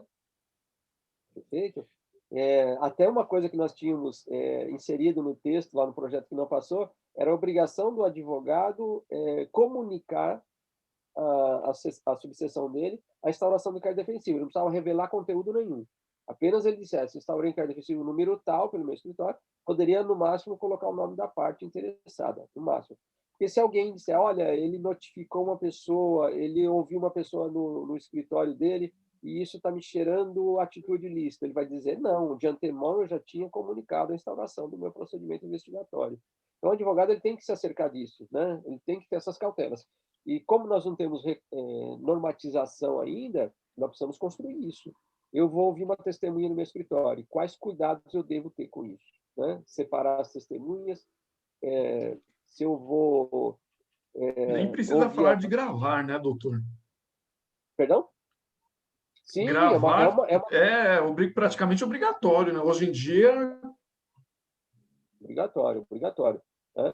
Faz lá um ambiente apropriado, né? Reservado, com discrição, jamais utilizando qualquer tipo de sugestão, pior, de coação em relação à testemunha. Agora, isso são coisas técnicas, né, que mesmo a polícia tem dificuldade de cumprir todas, né? Aqui no Brasil, qualquer policial civil, né, ele interroga e ele colhe depoimento desde um suspeito de terrorismo, um autor de homicídio, uma criança vítima de agressão sexual, quando não estamos capacitados para fazer isso. Então, essas mazelas acometem a investigação, inclusive a estatal. Porque você vai me dizer, não vai acontecer um caso em que o advogado ou o detetive profissional, atuando por ele, vá pressionar uma testemunha? Óbvio que vai acontecer. Isso acontece todo dia na investigação do Estado. Acontece todos os dias. O que nós temos que fazer é demonstrar que não é esse, né, o objetivo da investigação defensiva. Não é torcer elementos de provas que poderiam ser carreados para a investigação oficial. Não é isso. Né? É colher com lisura os elementos que interessam. Não. É correr na raia própria. Né? É correr na raia própria. É isso de que se trata. Professor, eu tenho uma seguinte opinião. Se é legítimo ao advogado, é justo, legal e tem previsão, um pedido de justificação para embasar uma revisão criminal, eu acho que não há motivo qualquer para que você se denegue ali uma investigação. O advogado, ao final, depois do trânsito, eventualmente, se acaba descobrindo que houve uma coação na testemunha, ela leva lá, reconhece, faz todo o procedimento e eles deferem o pedido de justificação, está aí uma investigação defensiva, na minha opinião. Não sei se eu estou equivocado. Não, é isso que eu defendo, né? Então, ela tem múltiplas finalidades, né? Ela tem múltiplas finalidades. E aí vai da necessidade, do interesse, da conveniência do advogado. É mais uma ferramenta, como eu disse, não é para tirar nada do que já existe. Se ele quiser usar a justificação, use. Né? Se ele quiser fazer a produção antecipada de prova, que faça. Né? Em algumas situações vai ser necessário. Porque se tem uma testemunha-chave que não foi arrolada na investigação da polícia, né? E ela não quer comparecer, eu não vou conduzi-la coercitivamente, né? Como eu disse, não há coercibilidade na investigação defensiva. Mas eu posso recorrer a juízo para que se faça isso, né? São soluções que já foram encontradas em modelos comparados. Né? e eu posso usar isso em proposta de colaboração, acordo de não persecução penal, de colaboração premiada, né, na revisão criminal, como você citou. Eu posso usar isso para, né, quanta gente ouve lá que no habeas corpus não há espaço para dilação para revolver matéria probatória. Então, eu já levo pronto, né? Eu já levo pronto no meu inquérito defensivo. Perfeito? E uma coisa mais ampla, né, que a investigação criminal, ali sim, ela pode causar um pouquinho de estranhamento, é quando ela estiver em favor da vítima do sistema de justiça criminal, né? Então, imagina, a gente estava num debate, pessoal, que foi lá em Genebra, e o tema era esse, né? Era prevenção à tortura no interrogatório policial. E aí tinha um advogado, né? Eu tinha falado um pouquinho antes, e esse advogado fez essa pergunta: mas como que eu, advogado, eu posso agir contra o Estado? Eu falei: pode. Você instaura uma investigação particular. Falei: no Brasil já existe, né? No Brasil já existe. Eu posso ir lá colher o depoimento dele, dos companheiros de cela. Como eu disse, o delegado não pode negar o exame de corpo de delito, ele pode negar qualquer perícia, menos essa, né? E aí eu estou trabalhando em favor da vítima, né? Não interessa que ele é um condenado, mas naquele momento em que ele foi torturado ali, em que ele foi agredido, etc., eu faço a minha investigação. E aí, é claro, aí pode causar intranquilidade mesmo, né? Marcelo, Mário, Gabi, Rafael. Eu tenho uma pergunta, já aqui da fala do doutor Baldan, com relação a pedido judicial para condução coercitiva. Quando o advogado necessitaria, né, nós advogados aqui necessitaríamos, ao pedir para a justiça, eu não estaria judicializando, fazendo o inverso do que eu gostaria de ter com o próprio projeto com esse projeto da investigação defensiva, porque eu estaria jogando para o Poder Judiciário e ele não deferiria nenhuma medida coercitiva se ele não quisesse saber o conteúdo do bojo, porque ele não realisticamente não manda conduzir coercitivamente se ele não tiver um embasamento. Então, nós advogados, teríamos que expor nossos motivos, teríamos que expor os porquês para que aquela condução seja legítima. Nós não estaríamos dependendo, seríamos então uma investigação claudicante, nós não teríamos a robustez que talvez a gente quisesse e realmente estamos pugnando durante todo esse tempo? Não, duas coisas, né? A investigação defensiva, isso é muito evidente, a gente já assinalou isso, ela tem as suas limitações e ela não pretende ter coercibilidade, não, jamais, né? Não é o estilo da investigação defensiva. Talvez ela tenha até no Brasil um emprego muito maior nesses crimes aí do direito penal econômico, onde eu preciso de uma análise financeira, se eu quero levar os extratos bancários do meu cliente, isso fica muito mais fácil dentro da minha investigação e eu não dependo de coercibilidade nenhuma, né? E a segunda coisa é que o advogado o investigante, ele não pode abdicar daqueles meios de que ele sempre utilizou para a construção do seu acervo probatório ilícito, ele não pode, né? Então, quer usar a justificação, quer fazer lá uma ata notarial, faz, não tem problema nenhum, né? Como eu disse, ele vem para somar. E no caso em que eu tenha, né, que pedir uma produção antecipada de prova para testemunha recalcitrante, é claro que eu tenho que convencer o juiz da necessidade daquela medida excepcional. E aí vai da minha habilidade, né, de ao fazer isso, aí não revelar além daquilo que seria necessário e suficiente a fim de que eu preserve os interesses do meu cliente, né? Porque eu tenho que tomar esse cuidado. Eu tenho que tomar esse cuidado. Como eu disse, o advogado, quando ele investiga, ele segue uma única direção, que é a defesa dos interesses do seu tutelado. Só. Por isso que a gente fala, a investigação defensiva ela é unidirecional. Ela é unidirecional. Né? Porque eu sou parte, eu sou parcial. Tá bem? Agora, a investigação ministerial policial, não, ela é pluridirecional, ela não pode descartar nenhum elemento de convicção. Seria uma ilicitude. O delegado fala: não, essa testemunha ela não serve para acusação, ela vai acabar favorecendo a defesa, então eu vou desentranhar isso dos autos. Não pode, não pode. Mas o advogado, sim. E para percorrer esse caminho, ele usa aí dos meios que tiver à sua disposição, preservando, né, o sigilo, porque nem outro advogado pode se meter na investigação defensiva, né? Não. Isso dificilmente, eu não imagino que vai acontecer, mas quando você tiver corréus, né, seria imaginável um conflito, né? Quando houver vários investigados ou corréus, pode ser que um advogado queira saber o que o outro está colhendo no inquérito defensivo, mas não pode, né?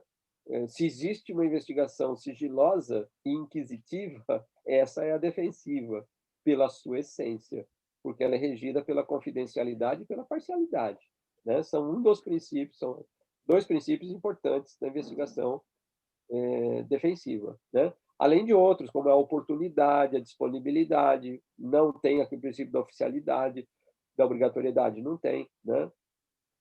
Mas a incursibilidade direta que eu já falei, né? A unidirecionalidade. E a última coisa, a multiformalidade. Eu decido se eu quero colher só um depoimento ou encomendar um único laudo pericial, e ao fazer isso eu estou fazendo investigação defensiva, e eu encarto isso, né, aos autos do processo do inquérito. Ou então eu instauro o meu inquérito defensivo. E aí eu vou documentar de maneira cronológica, ordenada. Hoje eu ouvi essa pessoa, amanhã eu encartei esse laudo pericial, depois eu trouxe esse parecer médico legal, e aí eu tenho. Porque na Itália foi assim, né? O advogado ele fez questão que constasse, né? O direito, entre as suas prerrogativas, o de formar o fascículo, né? Que é o caderno, que é autuar a documentação que ele produziu. É isso que dá dignidade à investigação defensiva.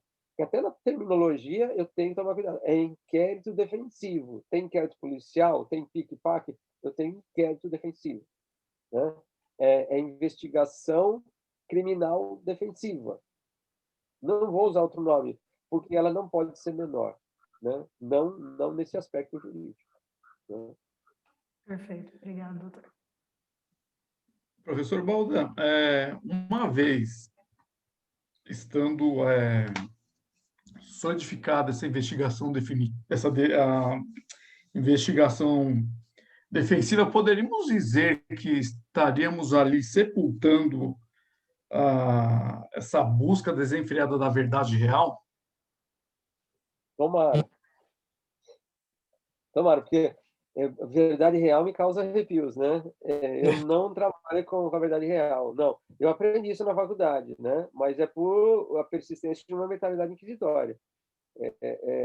Essa busca de algo metafísico, a verdade real, isso já acendeu fogueiras da Inquisição.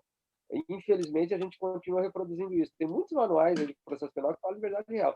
O máximo, com muita humildade, que a gente faz é a reconstrução histórica, né, do fato criminoso, daquilo que é possível dentro do inquérito do processo, né? Então, quem gosta de usar... É que a palavra verdade, ela embute um enigma filosófico que atravessa séculos, né? Atravessa séculos. Eu me lembro que eu estava fazendo um curso de mestrado 20 anos atrás e era sobre verdade. Eu achei 12 definições de verdade. E a primeira dificuldade é saber se a verdade ela existe objetivamente, externamente a mim, ou se ela passa pelo meu filtro a priorístico, né?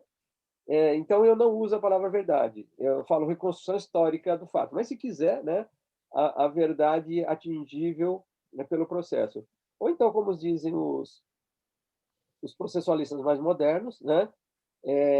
O que eu quero é levar os elementos de prova, de convicção ao magistrado, é a captura psíquica do julgador, é convencê-lo, né, de que foi assim e não foi de outro modo, né, que o autor é este e não aquele. É isso, a captura psíquica do julgador. Sabendo que eu tenho, né, a carga pela acusação e a descarga pela defesa, né? E por isso que muitos bons processualistas eles desprezam a investigação defensiva. Falam, não, porque a defesa ela não precisa provar a inocência porque ela já é presumida constitucionalmente. A carga acusatória compete ao membro do Ministério Público. É verdade isso. É verdade isso, né?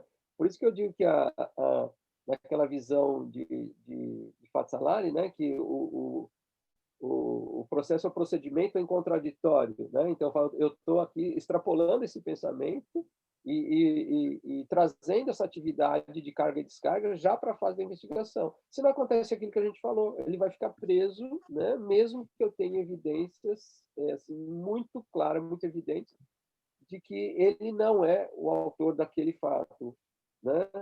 Então, eu preciso de uma atuação defensiva já na fase da investigação preliminar, né? Se isso vai romper com a verdade real, eu espero que sim. Eu espero que sim. Porque a gente trabalha com carga e descarga, né? Com carga e descarga. E aí eu esqueço da busca de uma verdade. Talvez, né? Talvez, e eu não sei se foi essa a intenção da sua pergunta, doutor Henrique, o que aconteceu na Itália foi que, em determinado momento, o advogado se queixou, né? De que, naquele caso, não teria havido o empenho esperado da investigação estatal, do Ministério Público da Polícia, né? Isso subiu, né, para os tribunais, e ali hoje já se entende que os elementos de interesse da defesa devem ser investigados pela defesa, que o Ministério Público, como parte, como a outra parte adversa, ele vai colher os elementos, vai selecionar aquilo que interessa a ele. Mas isso, né, no estágio que se encontra a investigação defensiva. Nós somos ainda hipossuficientes na investigação. Então, em muitos momentos, a gente vai depender, sim, né, de que a polícia investigue por nós ou o Ministério Público investigue por nós, né? E aí todos contribuem para recompor ali um mosaico que seria essa tal de verdade, né? Mas real não, a verdade é atingível pelo conteúdo do processo, né? Verdade dos autos, né, doutor?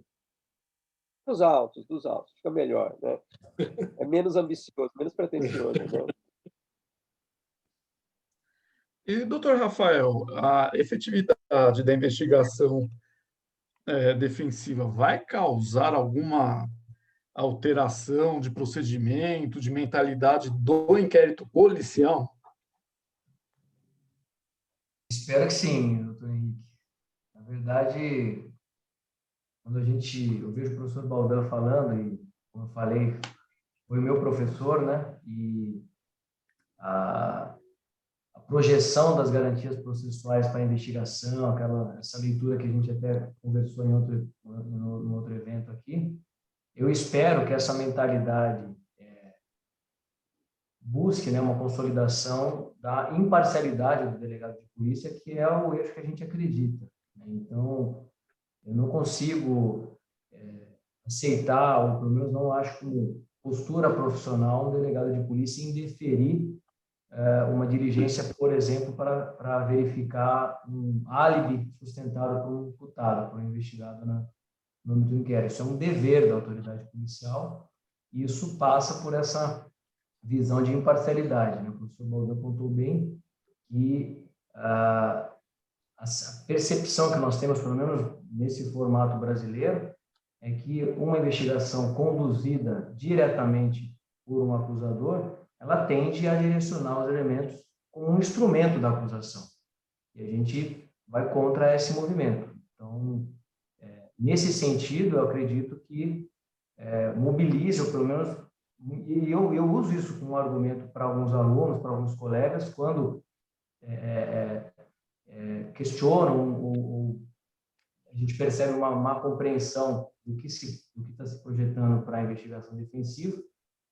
Se o delegado fizer esse papel com imparcialidade, efetivamente com imparcialidade, algumas diligências que o advogado ou o defensor público terá que promover vai ser por uma deficiência da investigação, que deveria, sim, partir de uma imparcialidade, né? Então, nesse sentido, eu acredito que deve gradativamente melhorar o trabalho, a qualidade do trabalho e também a mentalidade dos delegados de polícia e de todo o efetivo aí, dos operacionais da Polícia Civil também. Espero, na verdade, né? Esperamos. Professor Baldan, bom, acho que vou tentar arriscar uma última pergunta aqui que me veio à cabeça. Se ela sair um pouco fora da casa, me perdoe. Esses programas anticorrupção atuais, né? Esses programas de compliance, vamos falar do criminal compliance, em algum momento ele vai conseguir, ele vai poder, ou ele poderá se confundir com uma investigação defensiva da própria empresa para até a isenção dos seus dirigentes? Sim, é interessante, essa pergunta é muito interessante. Até quando a gente começou a montar, né, o curso de investigação criminal defensiva no IBCCRIM, já na segunda edição a gente colocou lá um módulo de criminal compliance, porque sim, né, eu dependo aí da expertise do advogado investigante, da mesma maneira. A essência da atividade é a mesma, né? E é uma coisa interessante, porque eu estava te dizendo que na Itália, né, um país com modelo inquisitivo, ela já começa a conhecer o advogado investigante, né? Então você já tem lá o avocat enquêteur, né? O advogado que investiga, mas ele está investigando onde? Na compliance, porque lá também tem uma lei anticorrupção bastante dura e obrigou, né, impôs às empresas esse dever de velar pela corrupção pública e privada, né? A corrupção privada também é criminalizada ali. E já começa a haver lá algum desconforto entre os advogados. É a Lei Sapin 2, escreve Sapin, Lei Sapin 2, que é do final de 2017, eu acho. Porque o advogado ele está fazendo esse mistério de investigação tão bem feito que, quando ele encontra, né, irregularidades, ele apresenta isso para o juiz instrutor e tão só aquele trabalho de compliance interna já fornece justa causa para a acusação. E o advogado se assusta com isso, né? Fala, porque foi do fruto do meu trabalho, eu não tenho vocação, né, para investigação criminal, e pelo menos não com essa tese acusatória, e acaba alimentando ações penais. Então, sim, tem tudo a ver. Tem tudo a ver criminal compliance com a atividade de investigação privada. A capacitação técnica vai ser exatamente a mesma, os fins é que vão ser distintos, né? Ou não. Porque, como eu disse, você pode pegar o resultado, né, da compliance e dar andamento ao policial judicial, se houver detecção de algum ilícito, né?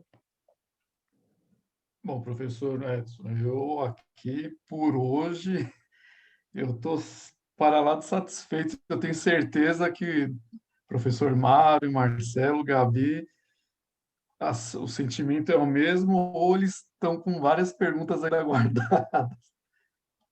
Eu falei, nós temos muito mais perguntas do que respostas nesse tema, porque a gente está aqui vivendo um momento muito especial, que é uma novidade, né, introduzida no processo penal brasileiro. Para mim, é a maior novidade desde 40, né? E a gente está participando desse momento de construção. Então, ao mesmo tempo em que assim, é perigoso, né, cheio de ciladas, de armadilhas, de insegurança, também é muito bonito, porque a gente está construindo, ajudando a construir. Então, esses espaços aqui de diálogo, né, são muito importantes aí, né?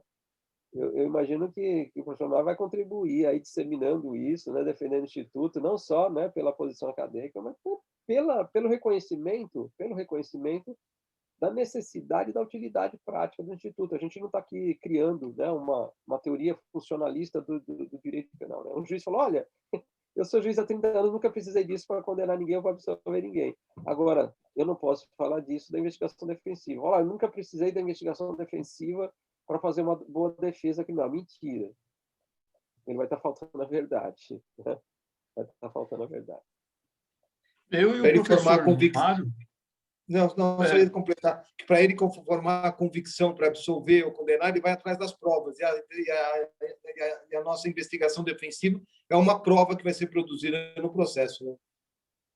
Exato. Como eu estava dizendo, eu e o professor Mário, nós compomos, né, uma comissão de Direito Penal e Processo Penal lá da nossa subseção da OAB. Eu já conversei com o professor Mário que é interesse nosso de estarmos desenvolvendo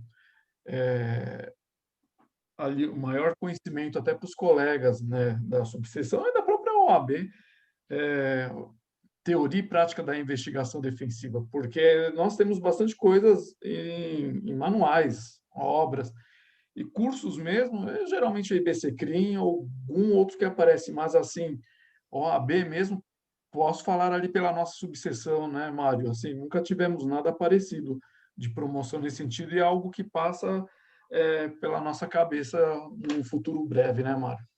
Sim, com certeza. é necessário para o jovem advogado e para os antigos advogados se adaptarem ao novo sistema processual. Né?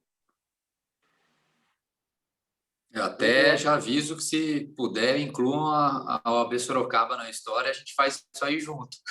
Pô, Marcelo, eu ia falar isso agora. Falei, pô, vou bolar alguma coisa para o professor Mário e OAB Cotia Sorocaba são subseções irmãs, né? Então, quem sabe hoje, esse bate-papo aqui, professor Rafael, professor Edson, Mário, Gabi, a gente consiga desenvolver um projeto aí, ainda que seja tímido, mas pelo menos um primeiro pontapé, né, Mário? Sim, com certeza. Ninguém melhor do que o que nós aprendemos hoje, né? Com certeza. Bom, Bom, eu estou gente, satisfeito com minhas perguntas por momento. Em breve teremos mais. Não sei os colegas. Caso contrário, passo a palavra para a Gabi.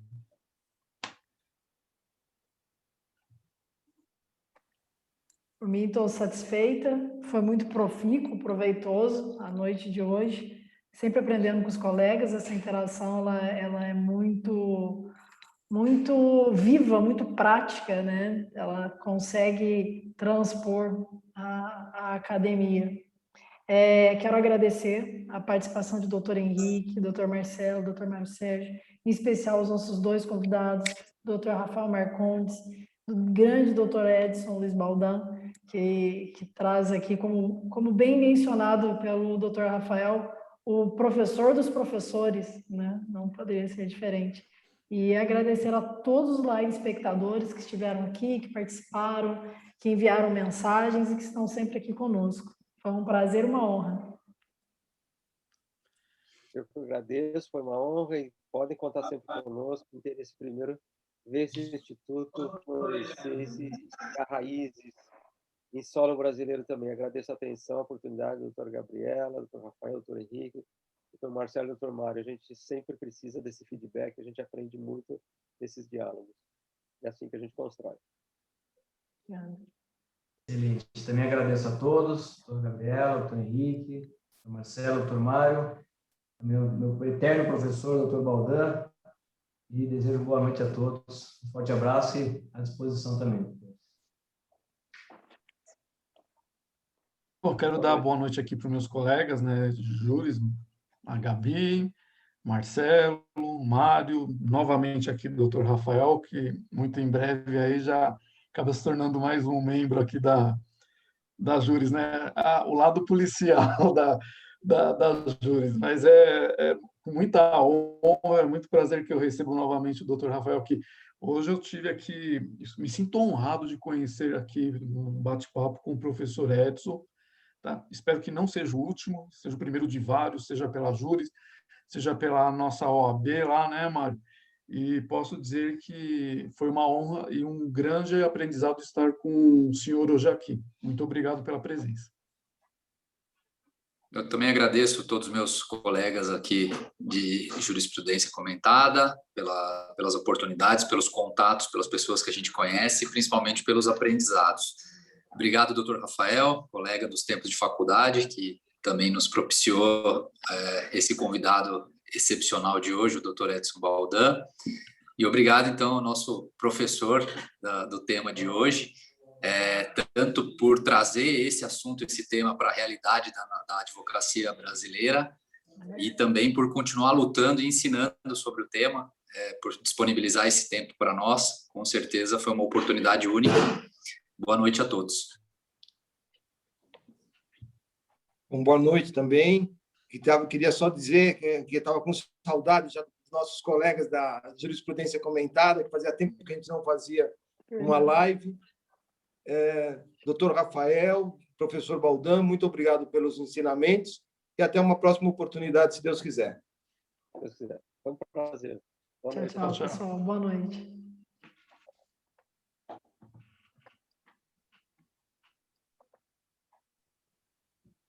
Isso aí, pessoal. Boa noite. Tchau, tchau. Boa noite. Tchau, pessoal.